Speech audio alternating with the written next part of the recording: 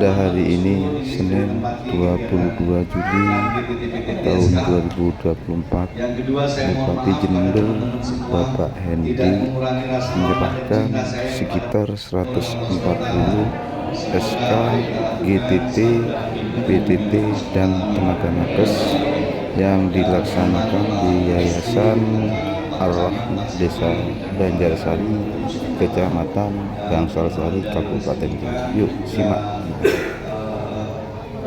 Lagi ada Pak Kapolres, Kapolsek, Bapak Ramil, Ibu serta juga Babinsa Babinsa spesial untuk para teman-teman. Ramadan kemarin ini tersisa Kecamatan Bangsal belum sempat ini karena Ramadan kemarin hanya bisa 23 kecamatan, sisa 8, dan sekarang ini sudah terakhir hari ini kita membagikan SKGT itu.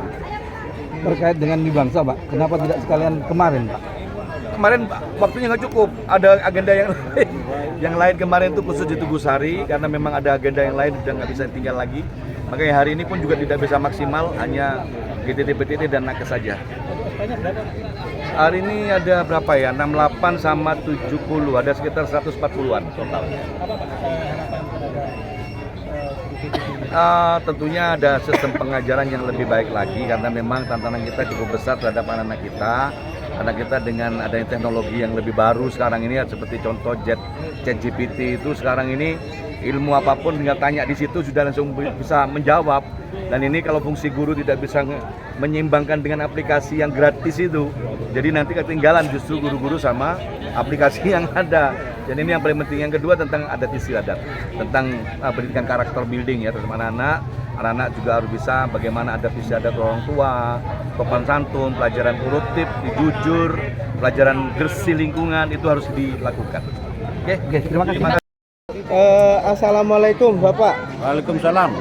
Ini sebetulnya acara apa? Kok Ar-Rahmah sampai didatangi Bupati Jember, Bapak? Ini sebetulnya kunjungan, menurut saya sih silaturahim antara bupati dengan rakyatnya. Jadi nggak ada formalitas, nggak terlalu dinas, nggak terlalu formal gitu kira-kira.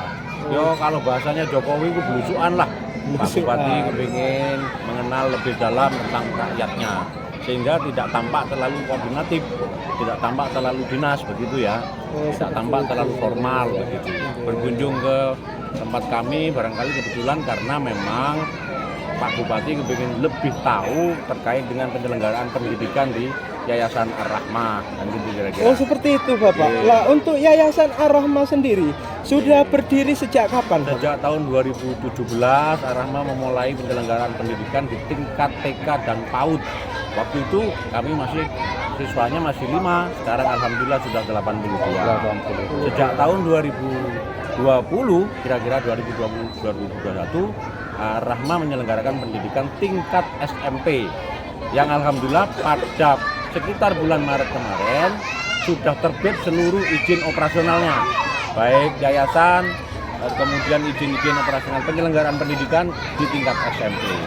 Kemudian untuk tahun ajaran baru 2024 Ar-Rahmah menyelenggarakan pendidikan tingkat SMK gitu kira-kira. Oh seperti itu nggak? Ada yang lebih spesifik ini Bapak. Spesifiknya ini informasinya ada penyerahan SK ini. Kalau ya. penyerahan SK Yayasan Ar-Rahmah hanya ketempatan saja. Ketempatan Nanti saja. sampean bisa koordinasi atau konfirmasi kepada Dinas Pendidikan karena beliau yang punya leading sektornya. Nah, Ar-Rahmah dalam hal ini hanya ketempatan saja.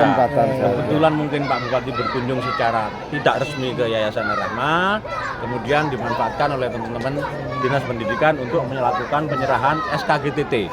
Monggo silakan nanti dikonfirmasi kepada yang bersangkutan. Lalu untuk Ar-Rahmah sendiri sudah sejauh mana untuk menyelenggarakan pendidikan ini Bapak? Sejauh mana maksudnya gimana? Sudah perkembangannya sejauh mana? Alhamdulillah setiap tahun berkembang terus, kita menyelenggarakan pendidikan sesuai dengan petunjuk-petunjuk dan bimbingan dinas terkait. Dalam hal ini adalah Dinas Pendidikan Kabupaten Jember. Namun demikian yang perlu diketahui bahwa semua siswa di Yayasan Ar-Rahmah itu baik tingkat TK, SMP maupun SMA gratis. Tidak ada pungutan biaya apapun.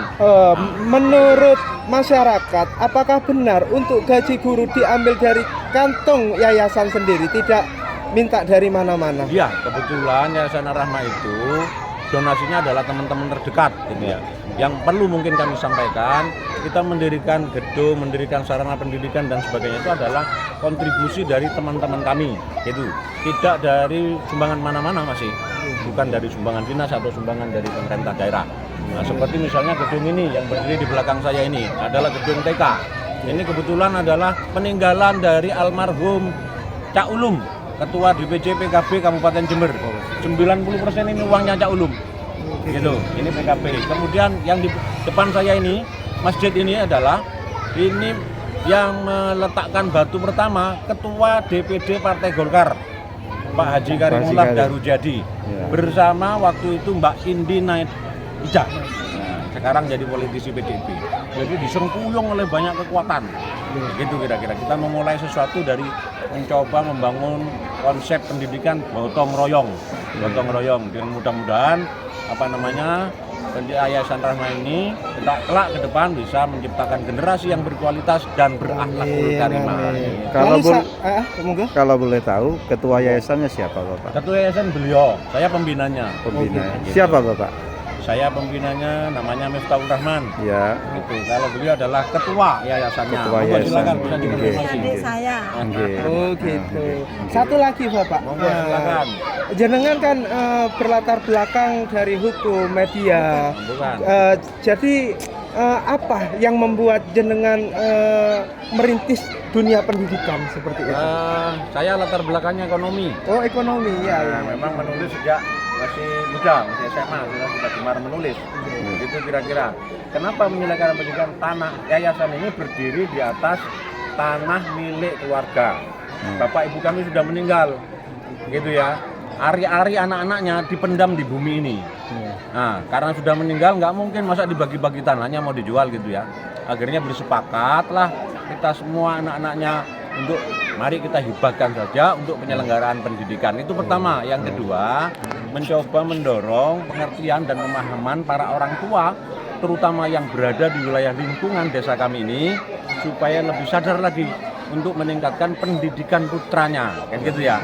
Karena apa? Karena problem stunting, problem kemiskinan, problem pengangguran masih rendahnya, itu terjadi karena masih rendahnya semangat para orang tua untuk meningkatkan pendidikan putra-putranya. Oleh karenanya, supaya itu persoalan bisa selesai, Yayasan Ar-Rahmah dalam hari ini mencoba mendongkrak kesadaran masyarakat terkait dengan pentingnya pendidikan. Yang terakhir, Bapak, yang terakhir terkait dengan Yayasan Ar-Rahmah saat ini pendidikan apa saja, Bapak? Ya, pendidikannya sudah saya sebut tadi, ada TK, PAUD, ada SMP, ada SMA, ada SMP, kemudian ada SMK. Gitu ya. Kemudian ada pendidikan Al-Qur'an kalau sore hari, non formal. Harapan ke depan buat masyarakat Banjarsari khususnya, Pak Mem? Harapan ke depan tentu saja mudah-mudahan Ar-Rahmah mampu bersama-sama masyarakat saling sengkuyung, saling bekerja sama, bergotong royong, berpartisipasi aktif dalam rangka meningkatkan pendidikan generasi bangsa. Gitu. Siap, terima kasih. Endang Asmaningsih.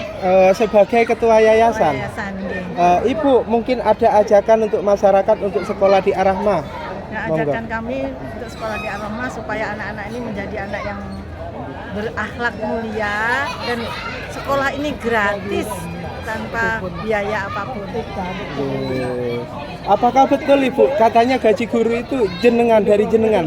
Dari donatur ya. Dari donatur. Dan saya dan bukan saya tetapi gitu. dari anak-anak kami, dari saudara-saudara kami. Sejauh ini ada berapa siswa Ibu? TK itu 78 siswa, SMP itu 25, SMA-nya baru 5, SMK-nya masih ikut Banifole. Gitu. Kalau SMP-nya sudah punya izin pendidikan, izin operasional, sudah punya NSS. Ya. Siap. Terima kasih Ibu.